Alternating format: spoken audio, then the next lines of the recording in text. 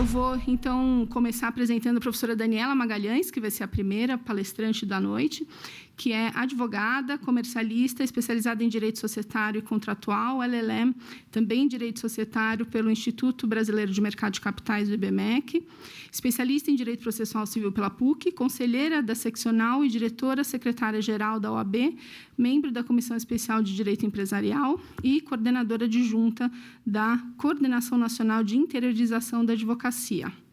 Muitas coisas, e tenho certeza que nem estão todas aqui. Então, a palavra é sua para tratar justamente desta questão primeira, da temática grande de litigância predatória. Queria agradecer o convite da ASP, vou tomar a liberdade de fazer na pessoa da minha amiga, Rê Maris, queridíssima. Muito bom estar aqui na ASP, que também é a casa da advocacia. É uma extrema honra estar aqui ao lado de mulheres que são, elas sim, especialistas no tema. Eu estou aqui trazendo um pouco da visão da advocacia, de um pouco do que a OAB também tem de relação com o tema. E a minha proposta aqui é fazer uma abertura da matéria para que, então, as grandes especialistas possam enfrentar as colocações. Será que eu consigo falar em pé? Posso? Tem problema? Então, vamos lá, porque eu tenho um pouco de ciricutico para ficar sentada. Apesar de, né? Pode ser daqui. E deixa eu descobrir onde que eu miro. Ah, achei. Então, aqui sou eu, já devidamente apresentada. E eu vou trazer aqui um pouco do que eu captei que está em discussão, muito provocada pela manifestação do ex-presidente da ASP, nosso querido Mangi, na audiência pública que foi realizada lá no STJ. Eu lembro que ele, ao final da fala, nos disse: o que está sendo proposto não resolve nada. O que está sendo proposto não vai solucionar o verdadeiro problema, vai nos colocar numa situação pior e não vai nos permitir resolver o que realmente importa, que é o problema das pessoas, né? Então, um apanhado aqui de que muito se tem falado sobre gestão de processos, sobre o poder de cautela do juiz, sobre o acesso à justiça e a liberdade do exercício de advocacia. E aqui eu quero propor para vocês uma reflexão do mundo em que nós estamos fazendo essa discussão. Então, se a gente olhar aí, vocês vão encontrar em 2005 a foto da posse do Papa Bento XVI. Você vai falar: pô, Dani, mas o que isso tem a ver com o que nós vamos falar aqui? Tem a ver com a minha proposta de que o mundo mudou e talvez a gente esteja querendo aplicar soluções antigas para resolver novos problemas, e é por isso que talvez não se tenha uma solução. Então, em 2005, eu acho que só tinha ali uma maquininha, né? Aqui no cantinho, né? Talvez um startup com uma fotinho bem ruim, né? Em 2013, 10 anos atrás, já é, né? Todo mundo ali. E tem um vídeo que eu costumo passar, que é a virada do ano na França. Não tem absolutamente ninguém olhando o negócio. Está todo mundo conectado e compartilhando aquele momento nas redes. Então, é um mundo muito tecnológico, com muita informação, muito diferente do que era quando eu comecei a advogar. Você, jovem, acredita ou não, eu usei uma máquina de escrever elétrica, fez datilografia, tinha carbono, tinha tudo. O meu serviço de estagiário era uma coisa horrorosa. O estagiário que eu fui não existe mais, né? Mas é isso, a velocidade daquela advocacia é muito diferente da velocidade da advocacia atual, que é de digital e de grande impacto. Então, a gente tem que estar consciente de que a advocacia, chame-a ou não de predatória, ela é uma advocacia digital de grande impacto, com muita eficiência. Menores honorários, mas muita eficiência. E isso muda, naturalmente, o impacto do exercício dessa advocacia no judiciário. Quando a gente fazia a máquina, a gente tinha que preencher várias procurações. E mudar, né? Tudo. Tinha um formulário, né, Rê? Você vai lembrar disso, Rê? Tinha um formuláriozinho. Mas você fazia as ações, você tinha que escrever uma a uma, com carbono, encerrasse. Não tem absolutamente nada a ver com o que a gente tem de inteligência artificial, de BI, de gestão de dados que a gente encontra hoje. Então, naturalmente, o mundo mudou. Nós temos mais acesso da população à informação, portanto, as pessoas sabem mais os seus direitos e querem mais defendê-los em busca deles, e também temos um maior acesso da população ao judiciário, né? Seja pela assistência judiciária gratuita, que eu não acho que é o problema, né? Já adianto que não é o problema, e seja pelos JEC, mas tudo isso facilitou o acesso à justiça de uma população bem informada dos seus direitos e, naturalmente, num mundo com 1.300.000 advogados. E aí, aqui, sem qualquer provocação, a doutora Vanessa, que nos ouve e que certamente trará as informações do judiciário, a minha reflexão aqui e o judiciário está dando conta dessas transformações de mundo? O que o judiciário está fazendo para enfrentar essa mudança da população, essa mudança da sociedade, da relação da sociedade com o litígio e dessa nova advocacia? A gente sabe aqui, enquanto ASP e enquanto OAB, que a advocacia está correndo atrás do prejuízo para se informatizar e de continuar relevante no mundo digital. Não vai acabar, eu costumo dizer que a gente não vai acabar, mas quem dominar a tecnologia vai ter necessariamente uma vantagem daquele que não domina. Mas a dúvida que fica, a reflexão que fica diante até da proposta do tema que está em debate o judiciário está dando conta dessas transformações de mundo?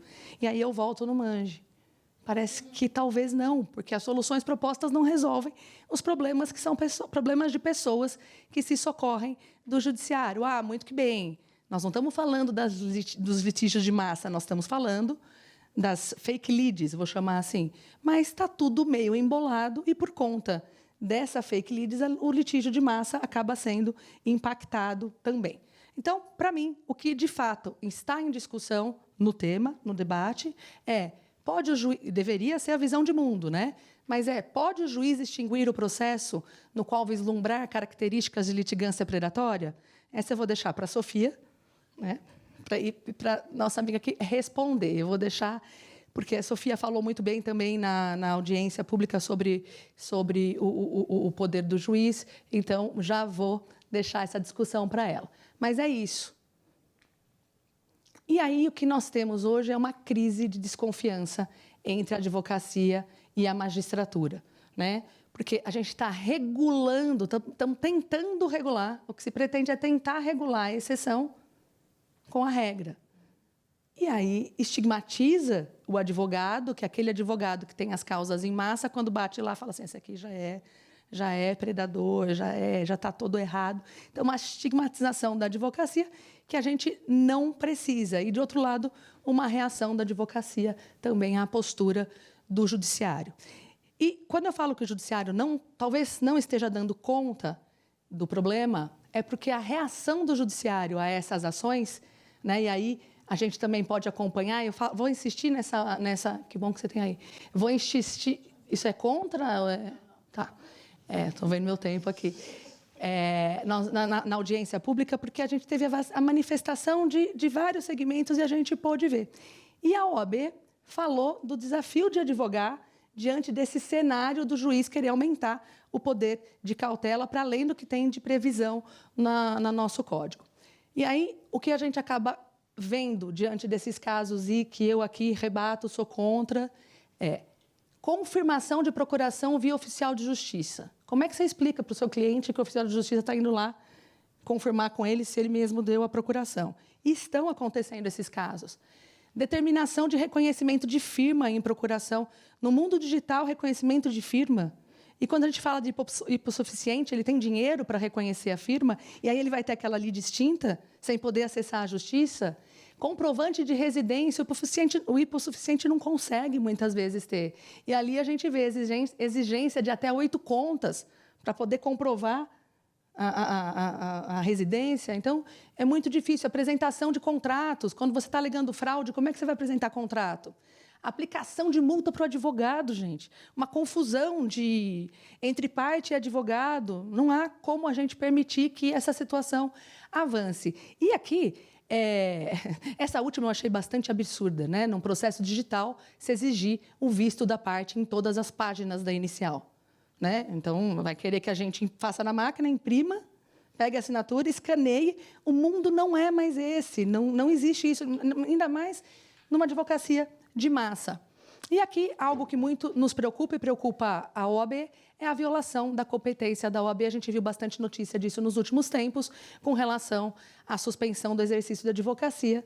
Só compete à OAB punir e gerenciar, né, o exercício da profissão, e não compete a mais ninguém. Nós continuaremos defendendo isso. Bom, as consequências são presunção de culpa da vítima na relação de consumo, né, mesmo quando a grande maioria dos processos são julgados procedentes. Os números apresentados pelo IDEC são de 90% em alguns estados e 70% no estado de São Paulo. Ou seja, mesmo quando as ações são procedentes, o consumidor ele acaba sendo prejudicado. Negativa de acesso à justiça diante da ausência de recursos das partes, porque se nega, um dos indicadores é a dispensa da audiência de conciliação. A pessoa já tentou 4 vezes, 5, 10, resolver. Ela entra com o processo, naturalmente ela não vai querer a audiência de conciliação. E depois as pessoas talvez não tenham o dinheiro para ir até a audiência, e é o que está acontecendo, se perpetrando a perpetração de microlesões, impunidade e ganhos financeiros para as empresas predadoras, porque acaba que elas não vão nem precisar de advogado para defendê-las. Sofia, depois nos diga, né? Mas é um desrespeito generalizado de direitos, e daí que eu digo essa crise de confiança. E o grande desafio é de fazer a distinção entre o que é um litígio massificado e o que são as fake leads, que eu resolvi manter esse nome. E as fake leads é muito simples de a gente conceituar, porque ela parte de distorção de institutos processuais e da ideia de acesso à justiça. Obrigada. Então, ausência de litigiosidade real, ato ilícito, abuso de direito, litigância de má-fé e ato atentatório da dignidade da justiça. Está muito simples a gente saber o que é. É que dentro de um litígio de massa você começa a usar indicadores, e os indicadores estão todos aqui sendo mal utilizados. Gratuidade da justiça por si só não é indicativo de litigância predatória, dispensa de audiência de conciliação, inversão do ônus da prova. Nenhum desses itens o são. E ouso dizer que nem todos eles juntos também conseguem configurar uma litigância predatória e autorizar o juiz a extinguir o processo. E aí você já tem o consumidor estigmatizado, o advogado estigmatizado e as causas que são suspeitas, e aqui são só alguns exemplos. Mas quando a gente olha, a gente fala, bom, é natural você ter 300 ações contra a companhia aérea numa tacada só. Eles atrasam todo dia. Eles atrasam todo dia. E a expectativa do judiciário é que a gente faça uma inicial diferente da outra? Com tecnologia, sem a máquina de escrever? Não é necessário, né? Não é necessário. Bom, e compete aos magistrados, aí eu penso dessa forma, a análise do processo por processo. Não dá para extinguir de lote. E aí é o grande desafio, porque talvez também não dê para analisar um a um. E aí a gente tem que entender da Vanessa o que é a proposta do judiciário. Mas o fato que, para a advocacia, para a parte dela que concorda comigo, já existem mecanismos no processo civil para resolver a questão da litigância predatória. A gente não precisaria, portanto, aumentar o poder de cautela do magistrado. Bom, o que eu entendo que é a necessidade de mundo que a gente precisa resolver hoje? Pacificar as relações.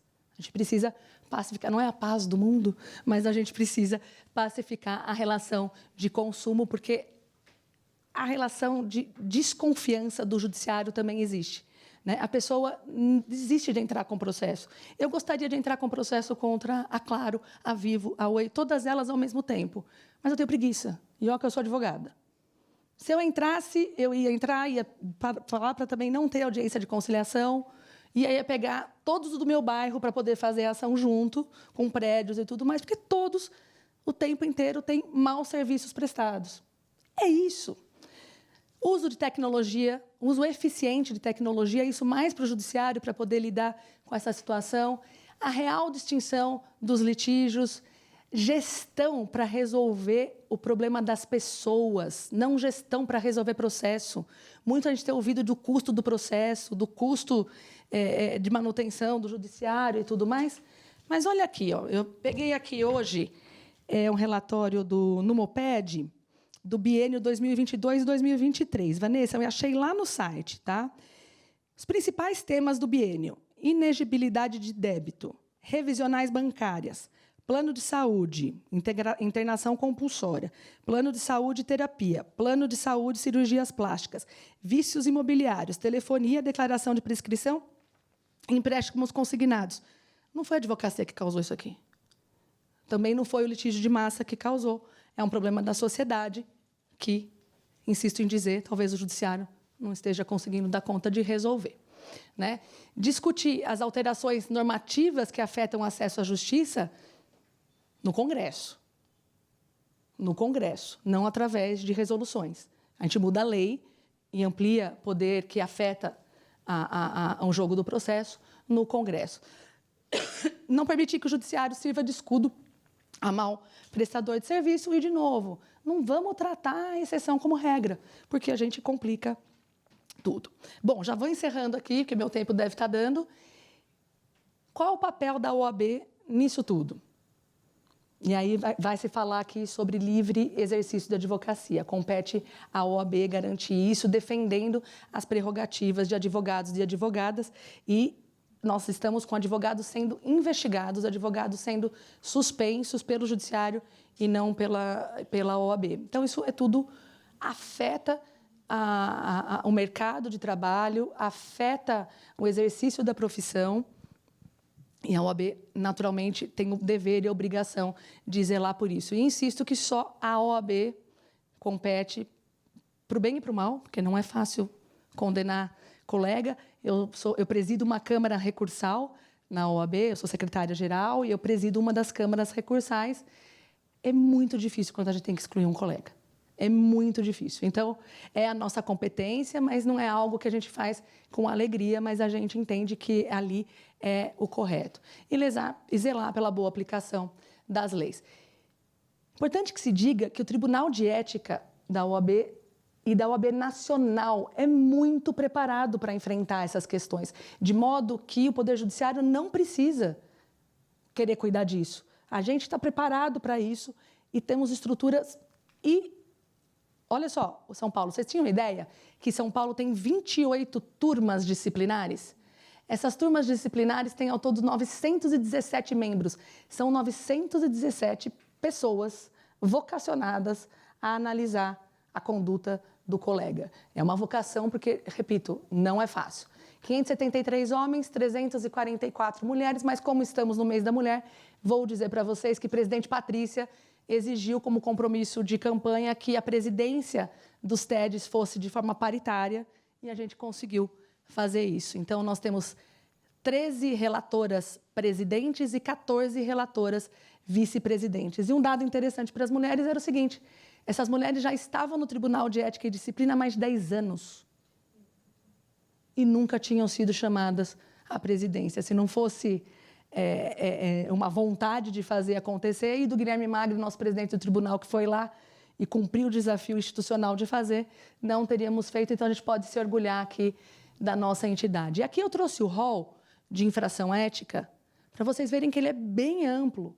A OAB consegue punir o advogado. Não há necessidade de se multar o advogado ou de se excluir o advogado via judiciário. Tá? E aqui eu vou deixar o número também para a Vanessa, mas olha aqui o que eu peguei quando a gente fala de eficiência do Poder Judiciário e de quanto as lides massivas e dentro de um pedacinho delas ali, as fake leads estariam contribuindo para a ineficiência do tribunal. Vanessa, depois você pode me confirmar, mas eu peguei isso no site do TJ hoje. Tá? Ações cíveis distribuídas aqui ao ano de 2022. Meu print acabou não saindo. Ações cíveis distribuídas, 1.926.000. Juizado Especial, 447. Fazenda Pública, 60 mil. Execução Fiscal, 1.489.000. Não tem nada a ver com a relação de consumo, com a relação cível ou com a advocacia à ineficiência do Poder Judiciário. Os maiores litigantes são, no polo passivo, o INSS, e no polo ativo, o município, o Estado, com as execuções fiscais. Bom que se diga também que a gente tem, além dos atrasos das companhias aéreas, nós temos fraude de PIX, que é um número violento. Então, enquanto a gente não revê a prestação de serviço que são entregues à população, uma alergia afetada pela tecnologia também, desculpa, a gente não vai conseguir mudar isso. Eu costumo dizer em outras palestras, mas eu acho que vale a pena dizer aqui, que a tecnologia existe para que a gente seja mais humano e não para que a gente fique brigando. E eu trago 2 propostas de solução, já que eu não concordo com a solução proposta. Uma é investir muito mais, e isso é para os tribunais de justiça, nos centros de inteligência. E a outra é algo que a OAB pode fazer, e é uma proposta que nós estamos desenvolvendo lá, e tem também a OAB Nacional, mas isso aqui é muito exclusivo de São Paulo. São Paulo fez um entendimento junto com o Ministério da Justiça, e nós criamos as Casas da Justiça da OAB em São Paulo.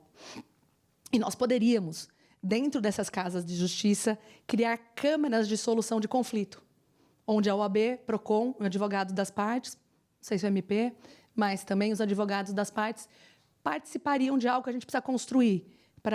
Seria uma fase extraprocessual, previamente à extinção dos processos, em que, quando o juiz vislumbrasse a litigância predatória, e com as informações do NUMOPED, antes de extinguir, eles pudessem mandar para essa Câmara de Solução de Conflito, para que a gente pudesse separar aí o joio do trigo. Era essa minha contribuição. Abro aqui para a discussão e entrego para os especialistas. Muito obrigada. Esse tema de acesso à justiça versus uso excessivo versus litigância predatória é um tema que sempre traz um desafio, né? O que a gente tem para contribuir, que não seja também afastar o acesso, e como é que a gente minimiza isso. É importante a gente ouvir os 2 lados. A gente tem agora a professora Sofia, que é o que me consta, e já foi aqui confirmado pela Daniela, tem uma percepção diferente do tema. Não sei se Sofia já está aqui nos vendo, porque eu estou me enxergando. Tá? Tudo bem? Então... elas estão aqui. Acho que vai ir. Aqui. Olá, Sofia. Olá, Vanessa. Boa noite. Tudo bem? Muitíssimo obrigada pela presença de vocês. Sofia é uma querida amiga, está aqui participando online, não teve como vir a São Paulo, mas vai falar para a gente da litigância predatória e dos poderes do magistrado. Sofia é advogada, é doutora e mestre em Direito Processual pela Universidade do Estado do Rio de Janeiro, a UERJ, e está com a palavra por 15 minutos para tratar desse contraponto, vamos dizer assim. Obrigada, Sofia. Obrigada, Ana. Vocês me escutam bem? Está tudo certo com o áudio? Bom, vou seguir. Primeiro, boa noite a todos, boa noite a todas. Queria inicialmente agradecer à ASP, na pessoa da doutora Clarice Frequiani Lara Leite, que gentilmente me convidou para estar nesse evento. Parabenizar a associação pelos diversos eventos de altíssimo nível que estão ocorrendo no mês da mulher. Cumprimentar minhas colegas de mesa, né, uma mesa presencial e virtual, as mulheres que são referências, né, inspirações nas suas respectivas áreas, a doutora Daniela, a doutora Suzana, a doutora Vanessa e a doutora Ana Marcato, que é, como comentou, uma amiga.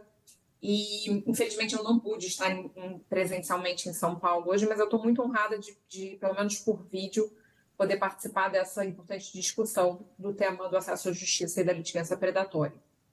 E eu queria primeiro fazer uma ressalva, na verdade, dar um passo atrás para essa discussão ser uma discussão completa, que é o seguinte: há diversas questões relacionadas a esse grande tema do acesso à justiça, do uso abusivo do judiciário, porque há, em realidade, diversas formas ou vertentes do uso abusivo do judiciário. Em razão da delimitação do evento, claro, né, e também para ter um pouco de interlocução com as minhas colegas, Eu vou tratar mais aprofundadamente do tema 1198, hoje, em julgamento do STJ, mas é importante dar esse passo atrás ou ter em mente que esse fenômeno do abuso do direito de ação, como ele nada mais é do que um exercício da garantia do acesso à justiça excedendo os seus limites de forma contrária à boa-fé, de modo infundado, ele pode se manifestar de diversas formas. Uma dessas manifestações, apenas a título de exemplo, é o que acontece com a distribuição de ações coordenadas contra o mesmo réu, ou seja, ações que parecem individuais e parecem desvinculadas, que são distribuídas de forma pulverizada contra o mesmo sujeito ou a mesma instituição, e, na realidade, tem por trás um único sujeito, um grupo de sujeitos orquestrando essa atuação de propósito, enfim, para gerar custos para o réu, para gerar para o réu o ônus do seu deslocamento entre várias comarcas para comparecer a audiências, gerar para o réu, né, o custo da contratação de advogados em comarcas distintas, enfim. Esse é um tipo de uso abusivo do judiciário que é usualmente enfrentado por profissionais de jornalismo, né? O sujeito faz uma reportagem criticando, por exemplo, um determinado grupo, uma instituição, e depois ele vira alvo dessas diversas ações que são ajuizadas como uma forma de mandar um recado ou de inibir a liberdade de expressão. Inclusive, há uma recomendação do CNJ 127 de 2022 sobre esse tipo de litigância predatória especificamente, para recomendar prevenção do juízo, agrupamento de ações, enfim. E o que eu quero dizer com essa introdução já até bastante longa é que o abuso do direito de ação não é um problema causado por grandes litigantes ou litigantes habituais. Não é um problema que tem origem, causa e se encerra com empresas ou instituições que lidam com um grande volume de relações de processos judiciais. O abuso do direito de ação, como qualquer exercício abusivo de direito, ele pode acontecer de variadas formas, sempre que o sujeito que exerce aquele direito de forma abusiva vê uma vantagem nessa prática. Então, ele pode acontecer em demandas movidas por pessoas naturais contra pessoas naturais, com finalidades diferentes, em variados contextos. E, justamente por ser um exercício ilegítimo de um direito importantíssimo, uma verdadeira garantia constitucional de acesso à justiça, é que é muito importante nas discussões sobre esse tema diferenciar bem o abuso do direito de ação, a litigância predatória, a litigância infundada, do acesso regular à justiça.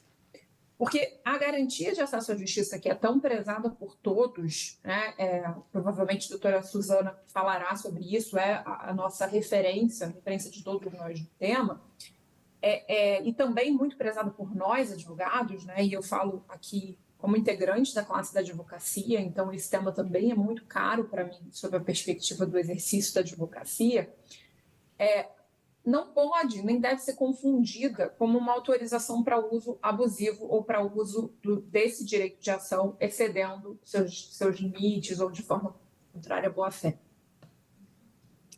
E aí, voltando ao tema do presente evento, é importante dizer, então, que o problema hoje submetido ao STJ no tema repetitivo 1198 é uma das formas de manifestação do uso abusivo do direito de ação. E essa forma, ou essa manifestação, vem sendo cunhada, vem sendo chamada de litigância predatória. E, de novo, embora haja muitas críticas em relação à nomenclatura, né, que é utilizada, a realidade por trás, ou a caracterização dessa forma de litigância, ela é muito conhecida. Ela decorre, ou ela é caracterizada pelo ajuizamento de centenas, milhares de ações num intervalo pequeno de tempo, em blocos, normalmente por grupos de advogados, com petições repetidas, genéricas, sem documentos mínimos. Mas vejam, a grande diferença em relação às ações repetitivas legítimas que existem, acho que isso é um ponto importante de ser frisado, né? As empresas que lidam, ou entes públicos que lidam com um grande volume de relações podem ter problemas que se repetem em relação a muitos consumidores, vai daí dando origem às ações repetitivas legítimas. A grande diferença é que essas ações elas são sabidamente infundadas, elas são ajuizadas de forma infundada de propósito. são ações que são distribuídas a partir de documentos falsos, documentos repetidos. Muitas vezes os advogados, de novo, eu falo isso, né, como uma advogada, como também representante da classe, usam a mesma procuração que foi outorgada, por exemplo, pelo cliente para ajuizar uma ação revisional contra um determinado banco com quem ele tem relação, para ajuizar 20, 30 ações revisionais contra 20, 30 bancos, sabendo que aquele cliente não tem relação contra aqueles 20, 30 bancos. Há uma utilização do fato de que há demandas repetitivas, né, fundadas sobre temas de uma sociedade de massa, para entrar vamos dizer, nessa esteira e distribuir ali ações que são sabidamente infundadas. Há diversas comprovações, por exemplo, em ações de danos morais por negativação indevida, que o mesmo comprovante de negativação é usado em dezenas, centenas de ações, que é o mesmo comprovante, o mesmo número de protocolo, a mesma data, o mesmo horário de expedição, trocando-se, ou seja, adulterando-se o nome do consumidor.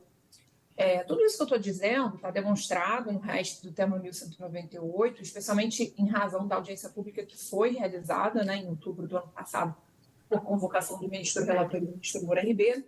E há estudos, dados, análise dos centros de inteligência dos tribunais, das empresas, do setor público, demonstrando esse cenário que é muito problemático.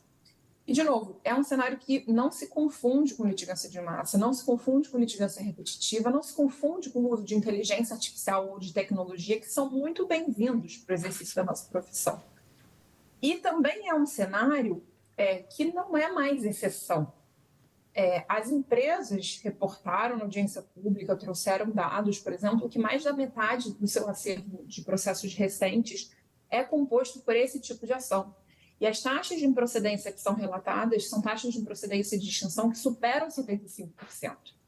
Então, é claro que há números que são divergentes e conflitantes entre si, os números que a doutora Daniela trouxe têm, né, as suas respectivas fontes, mas é uma realidade inegável que é um problema que está hoje muito colocado no judiciário, afetando todos nós. Porque, para além do prejuízo financeiro que essa prática gera para as empresas e para o judiciário, que é, na verdade, financiado por todos nós pelo recolhimento de tributos, essa forma abusiva do exercício do direito de ação deveria ser, né, enfim, uma garantia constitucional básica, essencial, gera impactos ainda mais graves em termos de acesso à justiça, efetivamente, porque quem precisa do judiciário, inclusive os consumidores com litígios reais, encontra um sistema cada vez mais sobrecarregado e demorado. E aí, vejam, foi para evitar esse cenário, que infelizmente se espraiou para todos ou quase todos os estados da federação, que os tribunais criaram o seu centro de inteligência a partir de uma resolução do CNJ, passaram a editar recomendações, orientações aos magistrados para que, se deparando com essas demandas abusivas, esse perfil de demandas, exigissem documentos mínimos para comprovar a regularidade do processo.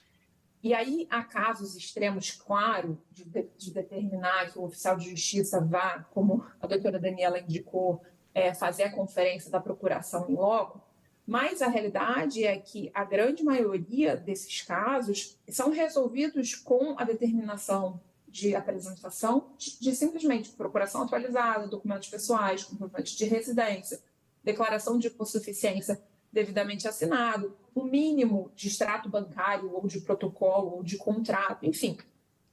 E aí é que surge, nesse contexto, esse problema jurídico que está hoje no STJ como tema repetitivo, né? Saber se o juiz pode, nesse cenário de litigância predatória, exigir que a parte apresente documentos mínimos para comprovar a regularidade do processo. E, sob o ponto de vista da lei e do sistema processual, a conclusão só pode ser positiva e, veja, sem nenhuma mudança legislativa. Além das normas de boa-fé e de cooperação e duração razoável, já temos no nosso sistema processual, que é um sistema processual moderno, avançado, né? Tivemos a edição do CPC agora, em 2016, um debate altamente qualificado no Congresso. Tem normas já no CPC prevendo que o magistrado deve avaliar a regularidade dos pressupostos, que deve determinar a emenda para sanar defeitos e irregularidades, que deve atuar de forma a prevenir ou reprimir qualquer ato atentatório à dignidade da justiça. Isso faz com que já haja esses poderes na própria legislação.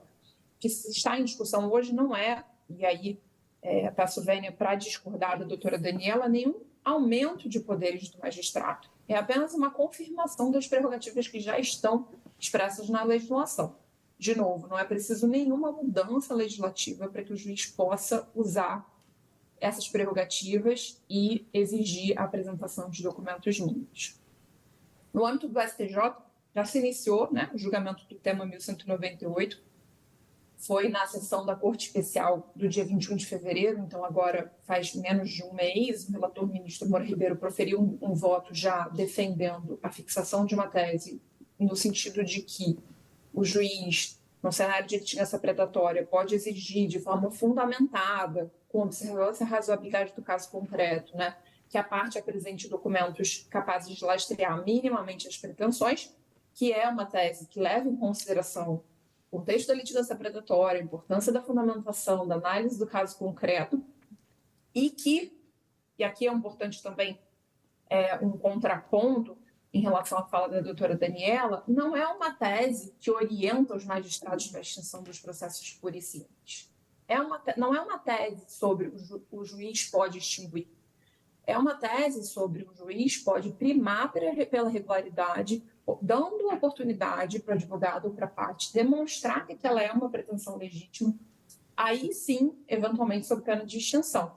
Na verdade, a tese só sedimenta o que pode ser feito pelo magistrado nesse caráter preventivo, nesse filtro da análise da inicial, e uma vez comprovado que a demanda é legítima, ela vai ter normal prosseguimento. A gente não está falando aqui, a tese não indica isso de nenhuma forma, a discussão da origem do IRDR também não indica isso de nenhuma forma, que haveria uma autorização para o magistrado simplesmente extinguir os processos liminarmente sem ouvir a parte, sem determinar e sem possibilitar a apresentação desses documentos mínimos, ou mesmo a explicação dos motivos pelos quais esses documentos não existem.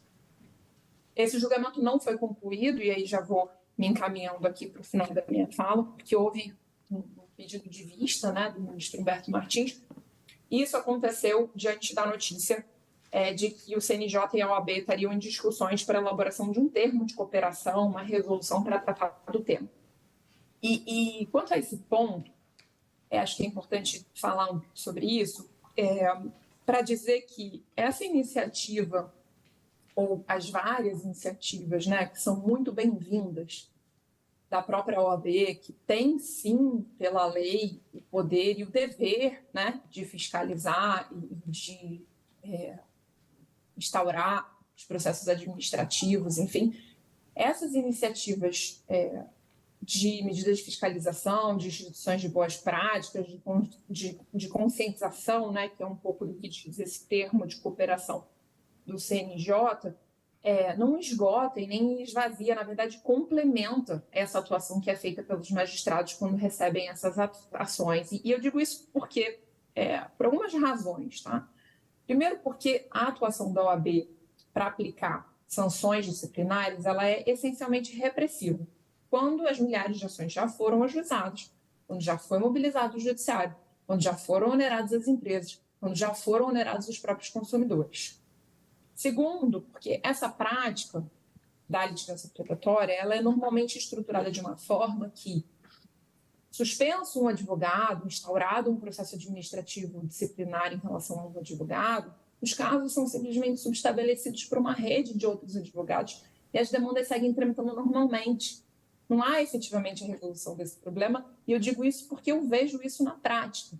Nós temos casos de advogados que têm 70, 80 mil processos iguais contra um grupo, né, de empresas que sofrendo as sanções disciplinares da OAB, e, de novo, numa iniciativa que é muito louvável e necessária, subestabelece os casos para um advogado que não tem uma restrição do exercício da advocacia.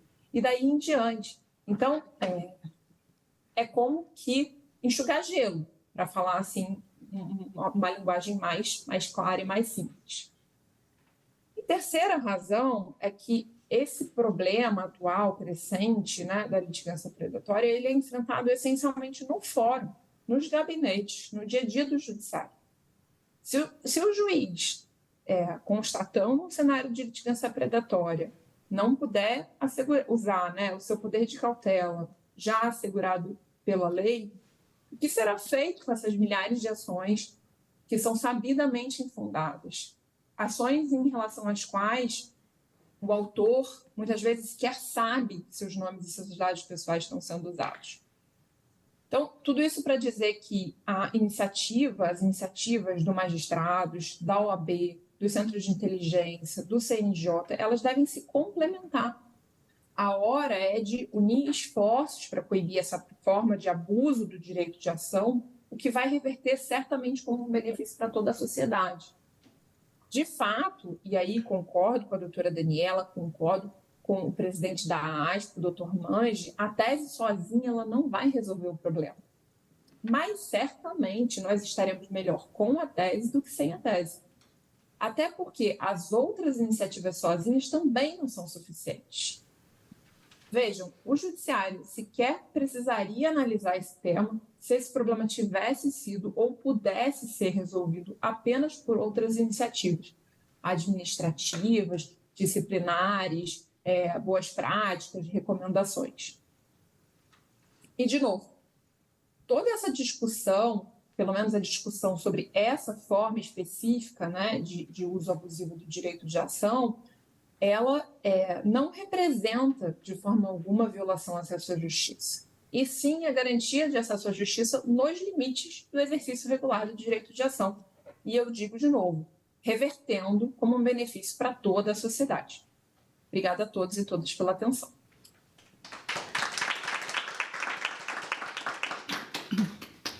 Sofia, muito obrigada. É sempre importante a gente ouvir esse contraponto, e você foi sustentar no julgamento do tema, não foi? Eu vi você lá. Então, muito obrigada por nos trazer essa visão. Doutora Vanessa agora vai nos trazer a visão do judiciário, né, sob o ponto de vista de quem vai ou não aplicar esse novo regramento, se o tema for configurado dessa forma. Doutora Vanessa Ribeiro Mateus é juíza de Direito, mestre em Justiça e Impactos na Economia, foi a primeira mulher a presidir a Associação Paulista de Magistrados e foi responsável pela instalação do primeiro Juizado Especial de Violência Doméstica e Familiar contra a Mulher. Doutora Vanessa vai tratar de eficiência, custo e custeio do Poder Judiciário. Obrigada, doutora Vanessa, pela participação, e a palavra é sua. Muito obrigada, doutora Ana, nossa moderadora. Não quero exceder meu tempo aqui de 15 minutos, que para falar desse assunto a gente gostaria de falar muito mais tempo, mas eu não quero começar sem cumprimentar primeiro o nosso presidente André Garcia, que já virou um amigo, um parceiro de várias lutas que ele nos ajuda, muito contato que a gente tem no dia a dia, e tem muita admiração pelo doutor André. E pela doutora Clarissa, diretora cultural da ASP. Eu dei muito trabalho para ela, porque eu estou em Brasília, então eu peço desculpas por não estar presente. Eu sempre faço questão de estar presencialmente, mas terças e quartas é um dia em que a agenda aqui em Brasília ela é muito intensa. Eu dei o maior trabalho para a doutora Clarissa, mas quando ela me falou que podia ser online, falei, nossos problemas acabaram, você pode colocar meu nome nesse tema, porque eu adoro falar nesse tema. Então, agradeço a insistência da Clarice, que não desistiu de mim. Quero cumprimentar as minhas colegas de mesa, as doutoras Daniela e Sofia Temer, a quem não conhecia pessoalmente. Bom, continuo não conhecendo pessoalmente, porque ainda estou à distância, e eu acho que não é a mesma coisa. E a doutora Suzana, promotora de justiça, que é uma amiga querida de longa data.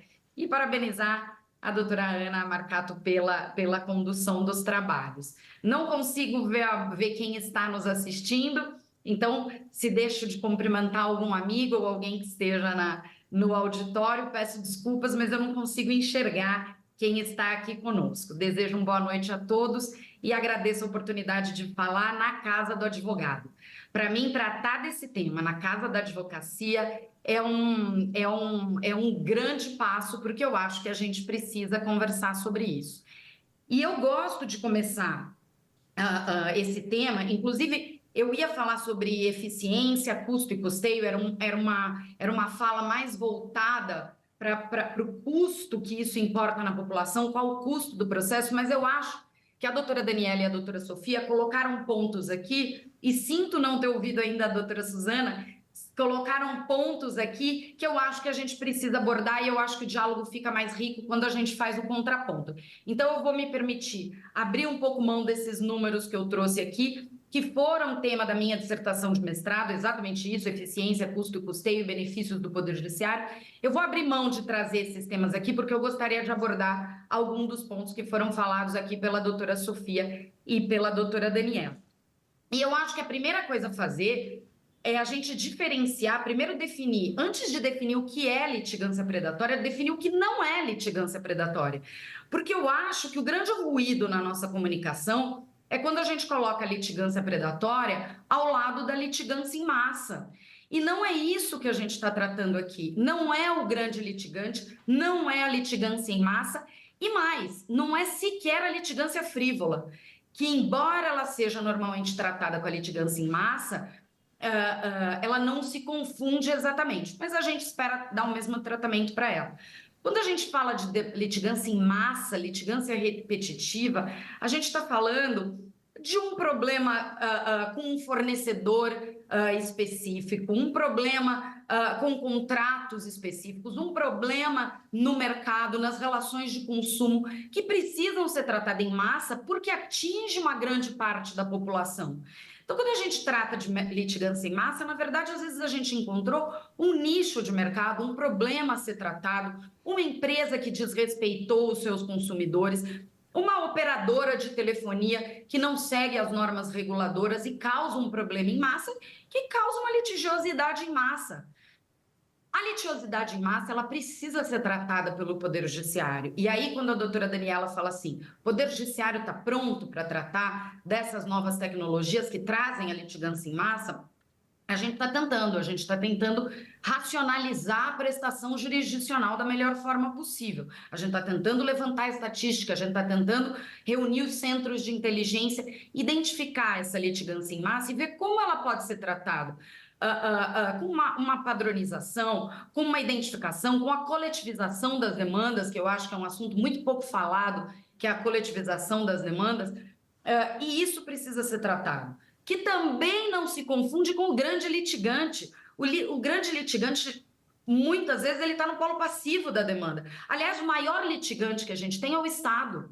O Estado é responsável por metade das ações em trâmite no Poder Judiciário. Esse é o nosso grande litigante. Em segundo lugar, a gente passa a ter as instituições financeiras, as empresas de telefonia e as operadoras alterando levemente as posições entre segundo, terceiro e quarto lugar, mas estão as companhias de energia também, mas estão sempre ali entre os grandes litigantes. E isso o Poder Judiciário tem trabalhado, tem tentado trazer esses grandes litigantes, tem tentado desenhar protocolos de tentativa de conciliação para transformar esse problema, que é um problema da sociedade. É um problema da sociedade que precisa ser encarado. Quando a doutora Daniela fala assim, o Poder Judiciário devia estar preocupado em tratar os problemas das pessoas, de fato, esses problemas estão na litigância em massa, estão nos grandes litigantes.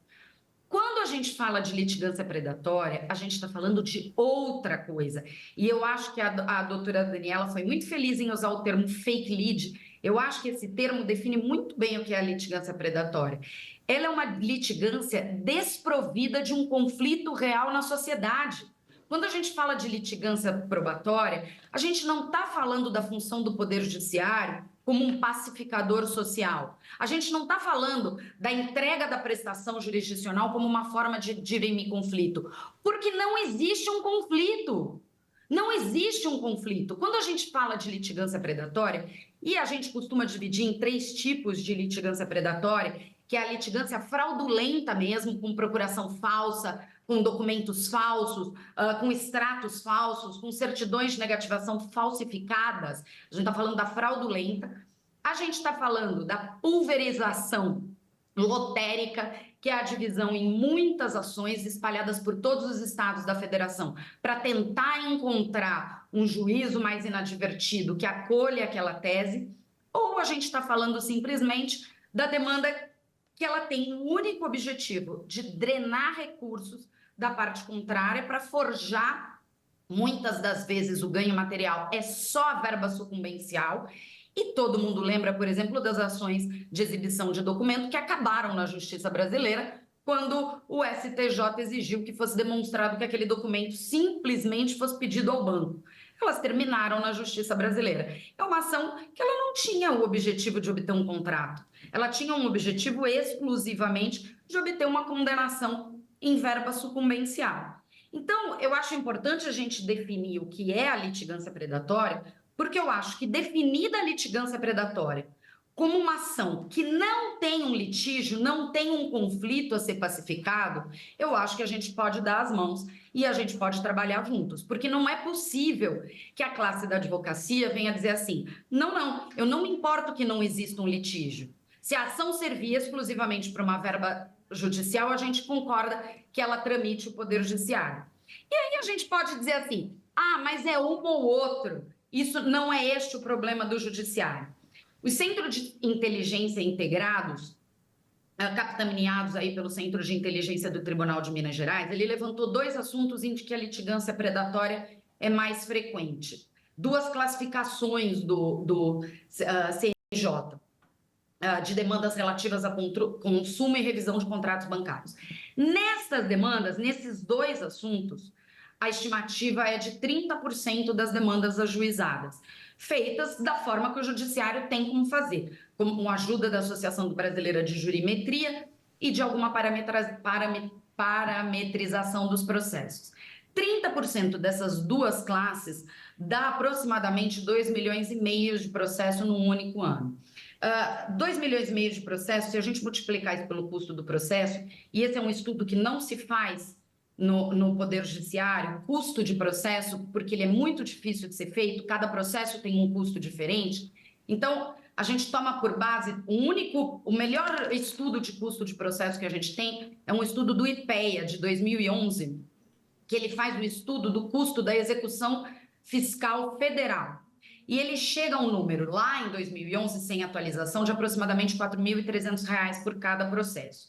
A gente não pode usar esse custo, copiar para a Justiça Estadual, porque ele tem nuances muito diferentes. O tempo morto de tramitação do processo é muito diferente no Executivo Fiscal, o número de atos praticados é muito diferente, a complexidade da matéria é muito diferente. A gente não consegue fazer isso. Eu tentei fazer isso na minha dissertação por amostragem, usando os mesmos parâmetros, descontando o tempo morto de processo, tentar localizar o custo do processo por dia, porque não há dúvida de que quanto mais demora um processo, mais custoso ele é para o Estado. Isso não tem dúvida. Quanto mais atos são praticados, quantos mais funcionários atuam nesse processo, mais atos são praticados, mais custoso é aquele processo. Quanto maior o número de decisões proferidas num processo, maior é o seu custo.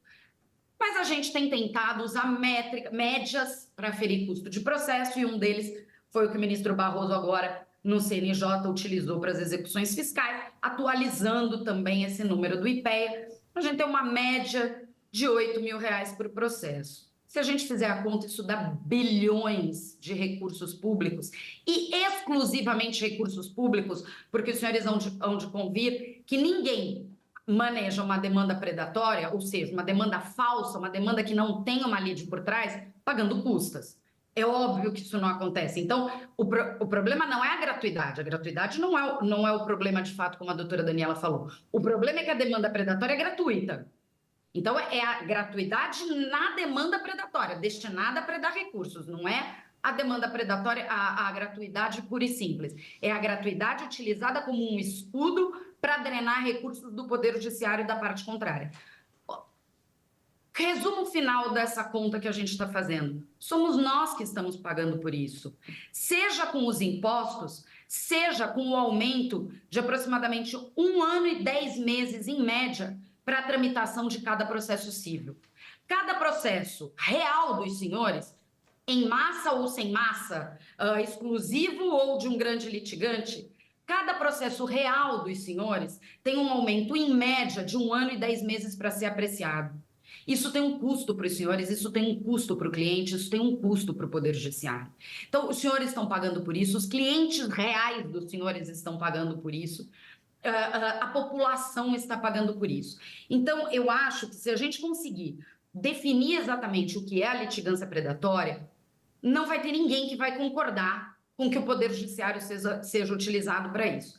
E aí, quando a doutora Sofia falou, a doutora Sofia foi música para os meus ouvidos, quando a doutora Daniela falou que a gente estava autorizando a extinguir processo com o tema 1198, eu fui até olhar o tema de novo para ver o que o tema falava. E o tema fala exatamente a possibilidade de o juiz, vislumbrando a ocorrência de litigância predatória, exigir que a parte autora emende a petição inicial com a apresentação de documentos capazes de lastrear minimamente as pretensões deduzidas em juízo. O juiz não vai extinguir. Aliás, até me causou espécie que isso tenha gerado uma discussão, que isso tenha gerado uma audiência pública, que isso tenha gerado uma necessidade de discussão sobre um tema. Eu não sabia que havia uma dúvida de que eu poderia, e a doutora Ana falou que eu instalei o primeiro juizado de violência doméstica, mas eu sou juíza civil, eu sou titular da 8ª Vara Civil do João Mendes. Eu nem sabia que havia uma dúvida de que eu, tendo dúvidas da existência de uma relação jurídica, eu poderia pedir o contrato. Eu nem sabia que havia uma dúvida de que eu poderia pedir esse contrato, desconfiando da inexistência daquela relação. Então, doutora Daniela, talvez a tese, como o doutor Eduardo Manchi, por quem eu tenho muito respeito, embora nas duas últimas grandes discussões aqui a gente tenha ficado em campos, adversários de ideias, nunca de trabalho, talvez ele não resolva, mas vedar que o juiz possa pedir um documento, pedir um contrato, isso sim vai causar um problema imenso. Isso vai dizer o seguinte: entrem com a ação que quiser, existindo ou não litígio, entrem com a ação que quiser, porque o juiz não pode nem perguntar se o contrato existe. Então, negar esse tema, talvez aprovar o tema, a gente precise, como a doutora Sofia falou, de uma série de outros mecanismos. Mas negar a possibilidade de um juiz, desconfiando de uma inexistência de conflito, juntar o documento, isso vai causar um prejuízo muito grande. E aí, sem querer, eu não excedi meu tempo, está dando meus 15 minutos agora, mas sem querer invadir o tema da doutora Suzana, de acesso à justiça, o que eu costumo dizer é o seguinte: a gente está dando para as pessoas acesso ao fórum, acesso ao direito de ajuizar uma ação. A gente não está dando acesso à justiça. Acesso à justiça é outra coisa. Acesso à justiça é a gente permitir que as pessoas resolvam os seus conflitos. É a gente pedir... acesso à justiça é aquilo que a doutora Daniela está querendo, que os juízes possam resolver os problemas das pessoas, que a gente possa olhar para o conflito existente, para a lide existente entre as pessoas e possa dar uma solução para a lide. Não é o que a gente consegue fazer hoje. Com 81 milhões de processos em andamento, recorde histórico, com aumento de 42% nas demandas de consumo só no Tribunal de Justiça de São Paulo, com 22 milhões de ações novas ajuizadas no ano passado, a gente não está dando acesso à justiça. A gente está dando acesso ao prédio. A gente está dando acesso ao fórum, a gente está dando acesso ao processo. Todo mundo hoje tem um processo para chamar de seu. A gente tem 80 milhões de litígios. Todo mundo tem um processo para chamar de seu. Acesso à justiça é outra coisa. Acesso à justiça é solução do problema. E enquanto a gente permitir que 30% das ações daquelas classes específicas do cível de consumo, de revisão de contrato, 30% não se refiram a litígios reais, os juízes vão estar batendo a cabeça, buscando que solução dar para esses 2,5 milhões de ações, enquanto eles não conseguem cuidar dos problemas reais. Então, eu acho que está na hora da gente definir exatamente o que é abuso do direito, o que é demanda agressora, o que é demanda predatória, não confundir isso com demanda repetitiva, demanda de massa, grande litigante. Não é isso que importa. Isso, pelo contrário, que bom que a gente tem advogados com muitos processos, que bom que o mercado esteja funcionando. A gente quer que os operadores do direito todos estejam em harmonia. O que a gente precisa é definir a demanda falsa, a demanda artificial, a demanda fraudulenta, a demanda agressora. dar as mãos e dizer, nenhum de nós concorda com isso, nenhum de nós concorda com o abuso do direito. Vamos ver qual é o tamanho desse problema, vamos ver qual é o percentual disso aqui, vamos ver qual é o custo disso e vamos nos unir para enfrentar esse problema. Permitir que o juiz mande o contrato não é? Junte o contrato não é? Então, qual é? Eu, particularmente, tenho uma proposta que eu já levei, inclusive, no Tribunal de Justiça de São Paulo, que é a criação dos núcleos 4.0 destinados a tratar dessas questões. A gente concentrar isso num juízo, como aconteceu recentemente com o DPVAT, que alterou muitos números de demanda fraudulenta no DPVAT, e a gente passa a ter um juízo responsável por analisar o comportamento daquelas demandas e identificar exatamente quais são atípicas, quais são de massa e quais são predatórias, porque os tratamentos são diferentes e que isso fique bem claro. Então, eu acho que o nosso objetivo aqui é comum, a gente não tem divergência não, doutora Daniela, a gente talvez só não esteja sabendo desenhar e compartimentar o nosso problema para encontrar as soluções adequadas, porque esse não é um problema do Poder Judiciário, só do Poder Judiciário. Esse é um problema da sociedade e da advocacia, principalmente da advocacia. Então, agradeço muito a possibilidade de falar desse tema aqui na Casa da Advocacia, porque eu tenho um imenso respeito, sempre tive durante toda a minha carreira, tenho um imenso respeito, faço questão de envolver a advocacia em todas as discussões que a gente tem nas associações, porque a gente só consegue chegar a algum lugar se a gente consegue trilhar o caminho das mãos e reunir esforços. Então, tenho certeza que é isso que a gente está fazendo aqui e tenho muito orgulho de participar de um painel desse formado por mulheres dedicadas a esse tema que é tão doloroso para nós e tão espinhoso. Muito obrigada, devolvo a palavra para a nossa moderadora.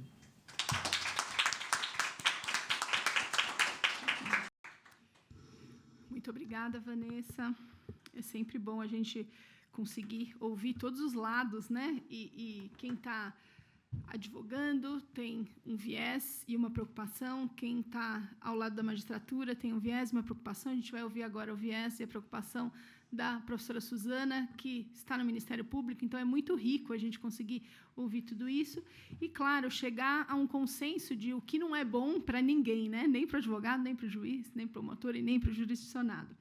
A professora Suzana Henriques da Costa é promotora de Justiça, secretária de Políticas Civis e Tutela Coletiva da Procuradoria-Geral de Justiça, mestre e doutora em Direito pela Universidade de São Paulo e professora doutora na mesma universidade, além de ser uma grande amiga, então é uma alegria estar aqui ao lado dela para ela poder falar agora justamente de acesso à justiça e litigância predatória.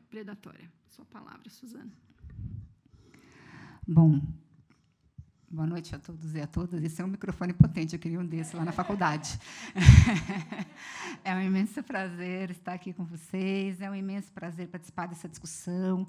Queria agradecer aqui o convite que me foi feito pela professora Clarice Leite. Acho que a gente precisa dizer que hoje é um dia importantíssimo, né? O dia em que eu acabei de receber a Clarice como colega no Departamento de Processo. Então, que bom que tudo coincidiu. Como eu disse para ela, eu só não achei que ela fosse estar aqui, achei que ela ia estar bêbada em algum lugar, mas ela está aqui, o que mostra a seriedade dela. É um imenso prazer estar aqui, então, do lado da minha amiga Ana Marcato, amiga de longa data, querida. Fiquei muito feliz de saber que ela ia mediar esse debate, conhecer a doutora Daniela, né? Saber que estamos no mesmo lado da trincheira e reencontrar a Vanessa e Sofia, porque eu nutro imensa admiração pelo trabalho, pelas mulheres competentíssimas que são. Poder fazer, né, esse evento aqui na ASP só com mulheres, debatendo temas que não têm a ver com mulheres, né, porque em março a gente é chamado para falar de ser mulher, né, e poder divergir, né? Eu acho que isso é muito disruptivo. Então, queria agradecer e parabenizar a ASP por essa iniciativa. Eu vou tentar aqui cumprir meu tempo, então, vou falar rapidamente, gente, eu vou falar muito rapidamente, porque eu tenho os slides e eu fui anotando 1 zilhão de coisas à medida que as minhas antecessoras aqui foram falando. Espero que eu consiga dar coerência para tudo isso. Vamos lá. Litigância predatória. Então, acho que, assim, depois de tudo que foi falado, acho que há 2 consensos aqui. Me parece que o primeiro deles é que litigância predatória é um conceito equívoco. É que a gente realmente tem que entender um pouco mais do que se trata. O CNJ, né? Ele define litigância predatória, como está aí para vocês, como a litigância, né, a provocação do Poder Judiciário mediante o ajustamento de demandas massificadas com elementos de abusividade e fraude. Então, são 3 características, né? Demandas massificadas, elementos de abusividade e fraude.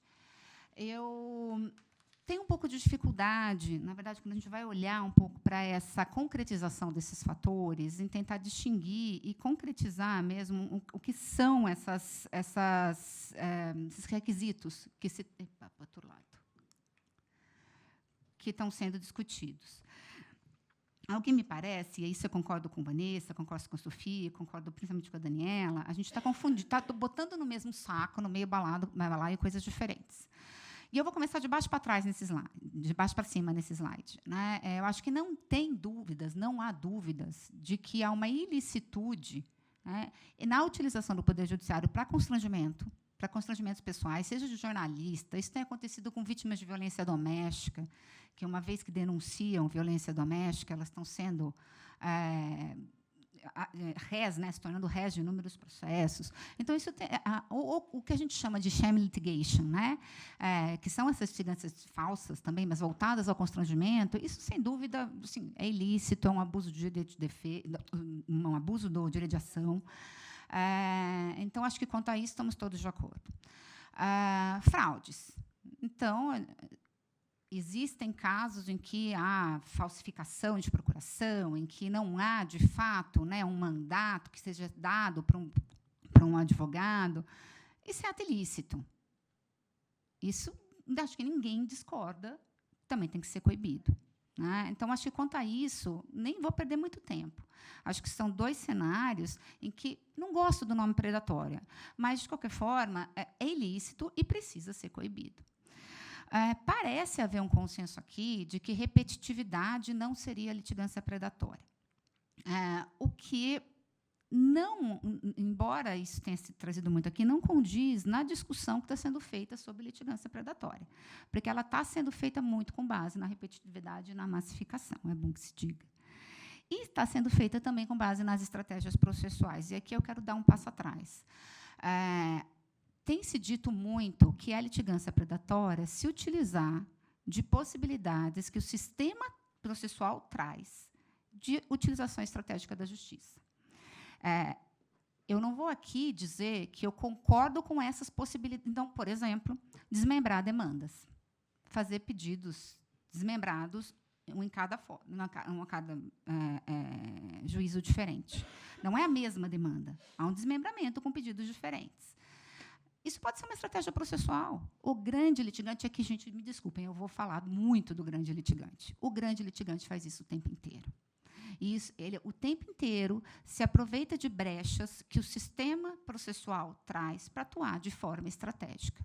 A pergunta que eu coloco é por que o litigante eventual não pode fazer isso? Por que, quando ele faz isso, isso é considerado necessariamente predatório?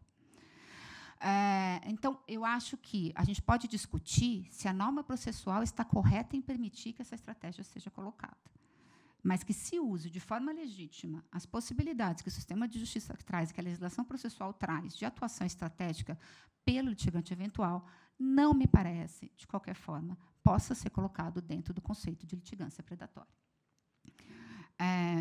Por quê? Né? Porque a gente estaria desnivelando os litigantes. Existem uma série de pesquisas hoje mostrando que o litigante repetitivo, sim, atua de forma estratégica. Então, por que um pode e o outro não pode? Eu não consigo entender o motivo dessa diferenciação. Vou voltar, então, para o primeiro conceito, né? Então, a questão da repetitividade. Então, repetitividade, se a gente conseguisse realmente não só chegar a um consenso teórico aqui, nessa discussão, mas vislumbrar na atuação e no tratamento que está sendo dado, né, no dia a dia, a litigância predatória afastada do conceito de repetitividade, acho que a gente teria realmente mais possibilidade de avançar no sentido de um consenso. Mas aqui, eu anotei aqui, né, isso foi dito pela Sofia, demandas claramente infundadas. A Vanessa traz também, repetindo a Sofia, então, demandas desprovidas de um conflito real. E eu fico aqui imaginando quem vai definir o que é uma demanda manifestamente infundada? Porque ela não vem com carimbo, né? E há uma necessidade de um olhar, no caso concreto, do juiz para essa classificação dessa desconfiança de que haja uma demanda que seja infundada. E como é que eu descubro, então, se essa demanda é infundada ou não? Através de todas aquelas exigências que a doutora Daniela trouxe na fala dela. Então, a gente tem um sofisma aí. A gente está falando que não há litigância repetitiva, só que a repetitividade acende o sinal. Ela que permite acender o sinal. E é ela que vai permitir que se adotem estratégias que são estratégias que obstaculizam o acesso à justiça, né, para eu verificar se ela se trata de demanda claramente infundada ou não. Então, o que está em discussão é isso. Né, é quando uma repetitividade em si, né, permite que se tomem, né, que se exijam providências para se verificar se ela é uma demanda eminentemente infundada ou não. Então, é sim a repetitividade que está levando, que está chamando a discussão.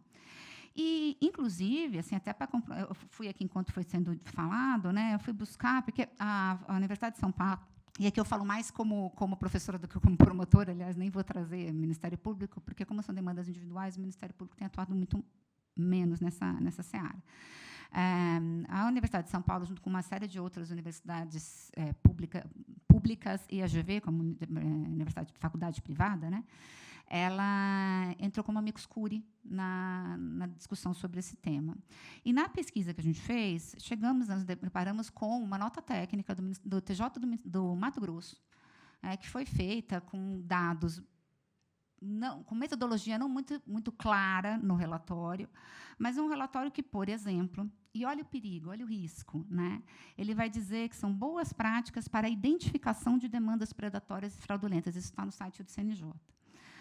As situações a seguir relacionadas são considerados indicativos de demandas predatórias ou fraudulentas. Diante desses indicativos, recomenda-se ao magistrado uma análise cuidadosa do feito para o adequado diagnóstico da natureza dessas demandas. Primeiro, entra como primeira característica indicativa de demandas predatórias por essa nota técnica.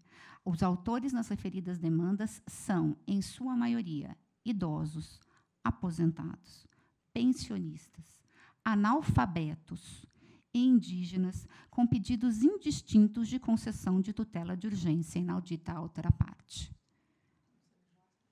É disso que se trata.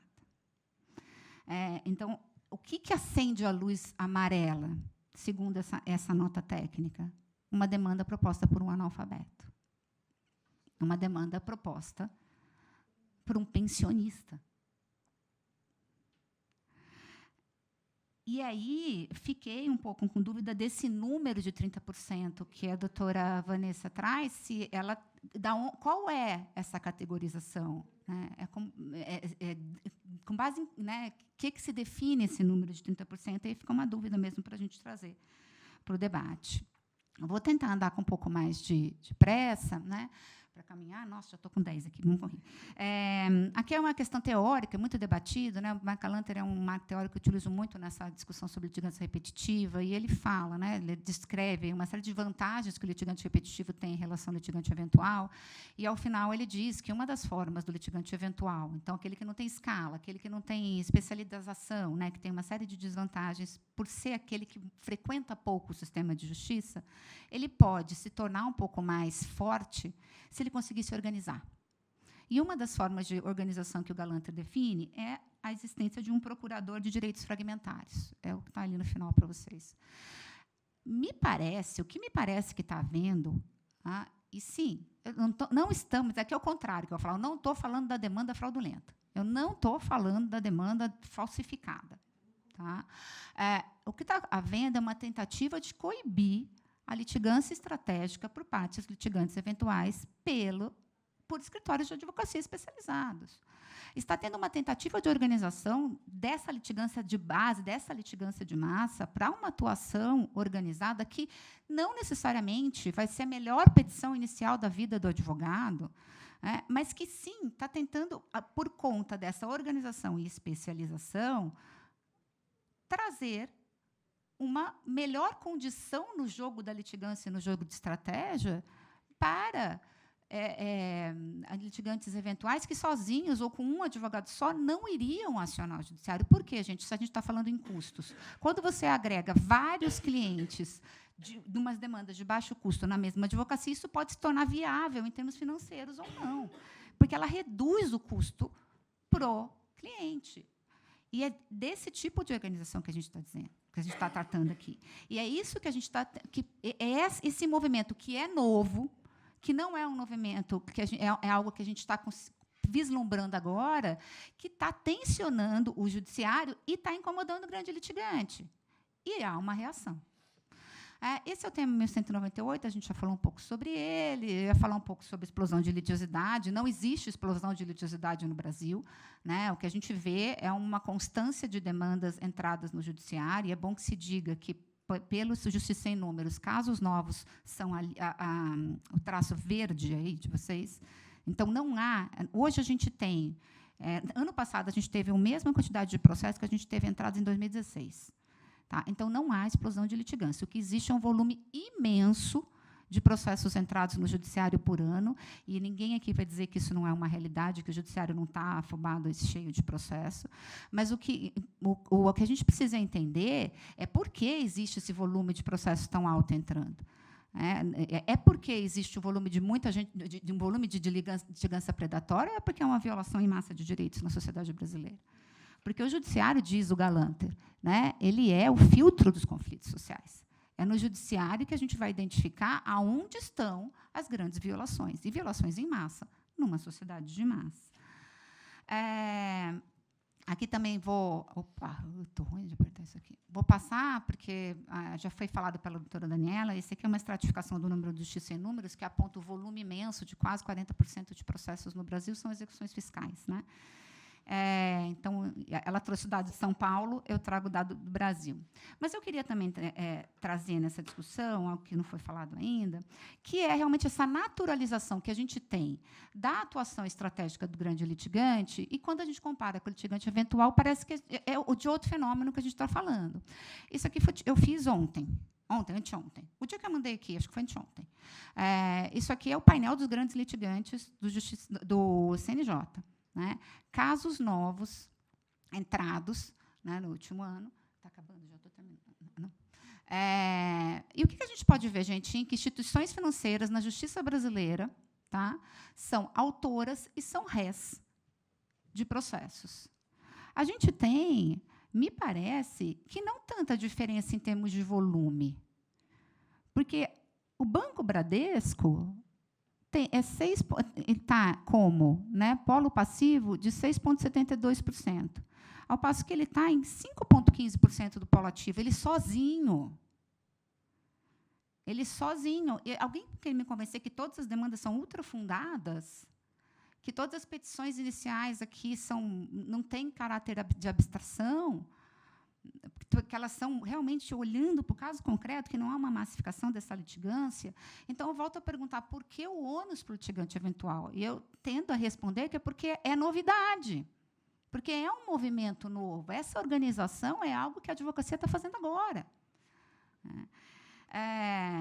O Galanter, inclusive, fala que, em caso de sobrecarga institucional, a tendência é que haja um alinhamento mesmo, né, entre a instituição judiciária sobrecarregada e aquele que já detém uma vantagem no jogo da litigância. Em contextos de sobrecarga, as vantagens se ampliam.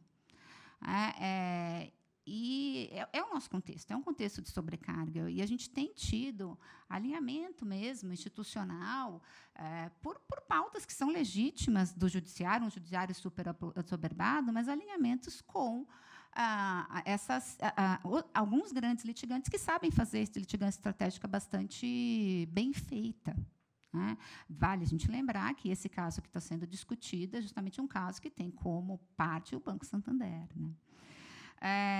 Então, o que me parece, finalizando, né, é que a gente tem algumas perguntas que precisam ser respondidas nessa discussão. Então, quem são os litigantes predatórios da justiça brasileira? Acho que a gente precisa querer... e antes disso, desculpem, o que era mais importante. Nessa nota técnica que eu mencionei para vocês, os grandes litigantes que propõem demandas em série, demandas também massificadas, eles são chamados de litigantes seriais, enquanto que os litigantes eventuais são litigantes abusivos. Por que a gente naturaliza e a gente diferencia a depender de quem está no polo ativo? Né? Quais são as melhores técnicas para coibir essa litigância predatória? É restringir o acesso do litigante ocasional, ou talvez fosse o caso da gente pensar em mecanismos de solução do próprio conflito social? E nisso eu concordo com a Daniela. Eu acho que eu entendo o judiciário, porque a verdade é que ele está assoberbado e ele precisa dar uma resposta, inclusive para o próprio problema de gestão. Então, ele não está conseguindo fazer frente a comportamentos ilícitos em massa desses grandes litigantes fora em sociedade. Então, o que ele pode fazer? O que ele consegue fazer? Expulsar o litigante eventual. É isso que é mais fácil. Isso ele consegue concretizar. Mas o que a gente devia estar aqui pensando é como que o judiciário realmente... Porque se a gente tem um ato abusivo de um determinado fornecedor, e que isso está sendo reconhecido de forma repetitiva pelo judiciário como um ato abusivo, nós devíamos estar pensando em maneiras do judiciário conseguir impor uma conduta lícita, porque isso reduz processo. É isso que vai reduzir processo. Se a gente conseguir, aí sim, fazer uma discussão séria, e eu vou concordar com a Vanessa em gênero e em grau, aqui, a coletivização pode ser uma excelente forma da gente enfrentar isso, mas voltando a falar de punitive damages também, que é um tema que virou tabu, né, mas que poderia ser um tema que trouxesse um pouco de risco para a atuação do grande litigante, né, ou outras possibilidades, são várias alternativas que a gente pode estar pensando para tentar empurrar, né, fazer com que o judiciário tenha uma resposta mais efetiva. Né. Então, acho que apontar para esse litigante que está começando a se organizar agora e atuando de forma estratégica como sendo o grande causador do problema da justiça, não é ter um olhar muito de uma fatia muito pequena do problema que a gente enfrenta hoje no judiciário. E não está fazendo as perguntas mais importantes para a gente conseguir realmente, aí sim, acho que ninguém discorda, dar acesso à justiça para quem precisa. Vou parar por aqui, gente. Desculpem a provocação, mas vamos para o debate.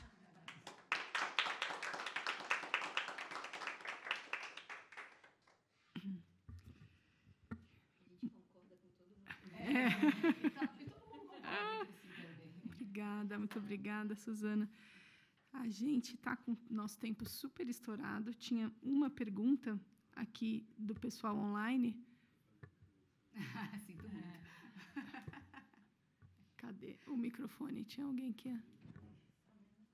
Está aqui, ó. Está aqui, está aqui, está aqui.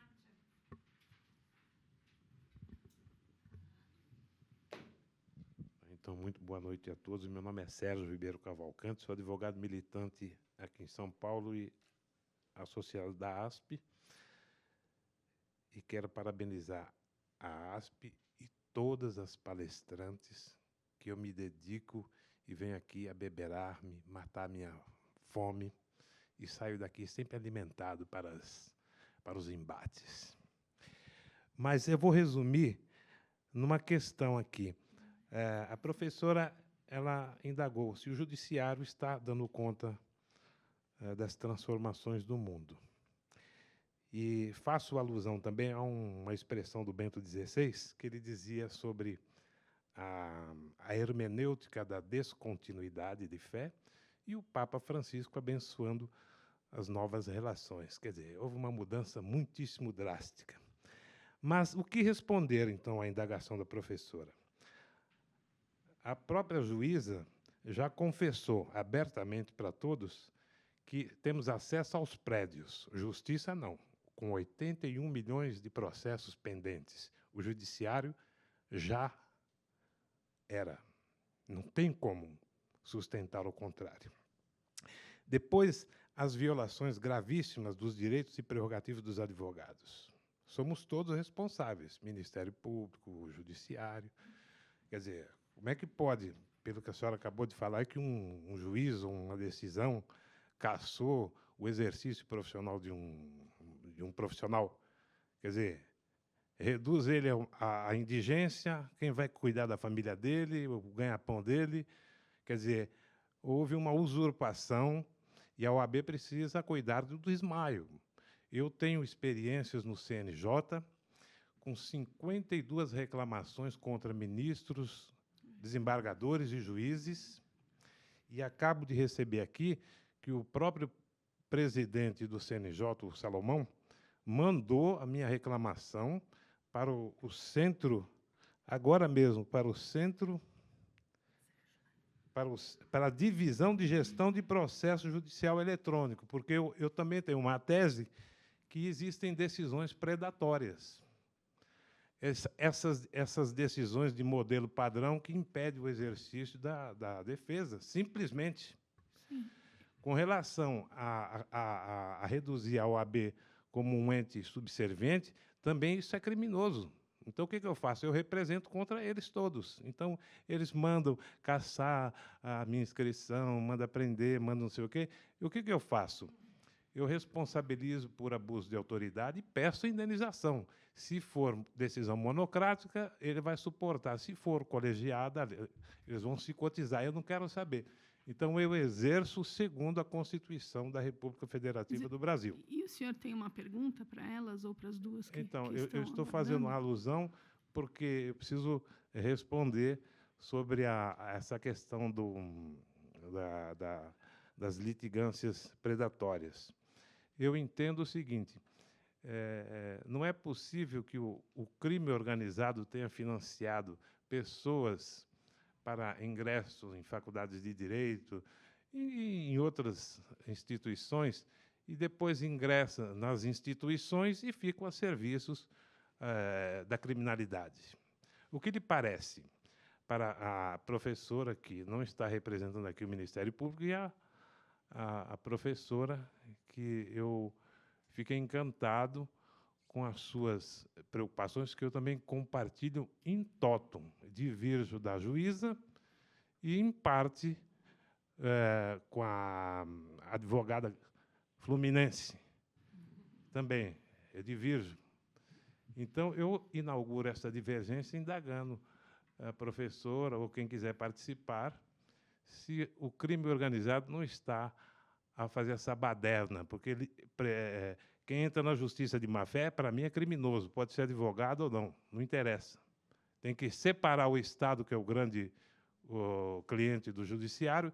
O judiciário tem que parar de ser babá do executivo e depois apurar quem são os criminosos, porque não são jurisdicionados, são criminosos que querem usar as instituições para se dar bem. E não pode, nós temos que coibir. É isso, a consideração.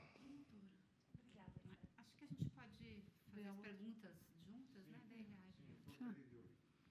Então, eu vou só acrescentar essa, aí a gente responde de uma toada só. A pergunta que está online é destinada à doutora Vanessa, mas acho que qualquer uma delas conseguiria responder. E ele diz o seguinte: nota-se que a grande preocupação do judiciário com a litigância predatória, que é inadmissível quando bem definida. Porém, na minha opinião, a figura não deveria ficar restrita ao autor. Existe resistência predatória em determinadas lides, Estado, instituição financeira, concessionárias, etc., onde há nítido intuito de se utilizar do processo para protelar a solução desfavorável diante de jurisprudência pacificada. O ilícito lucrativo não pode ser considerado o outro lado dessa moeda da litigância predatória? Não mereceria também um tratamento mais severo, já que também emperra a máquina judiciária? Existem demandas abusivas ajuizadas sem documentação idônea, mas existem milhares de processos em que se repetem infrações repetitivas contra o direito dos consumidores. Enfim, não é necessário também adotar providências mais duras contra a resistência predatória? É o Luiz Franchini. Posso responder? Eu adorei a pergunta do Dr. Luiz Franchini, porque ele mostra exatamente o que a gente está falando aqui, que a gente tem problemas diversos que exigem enfrentamentos diversos. Quando a doutora Suzana falou assim, se o judiciário se preocupar em punir os fornecedores que agem mal, isso vai diminuir o número de ações.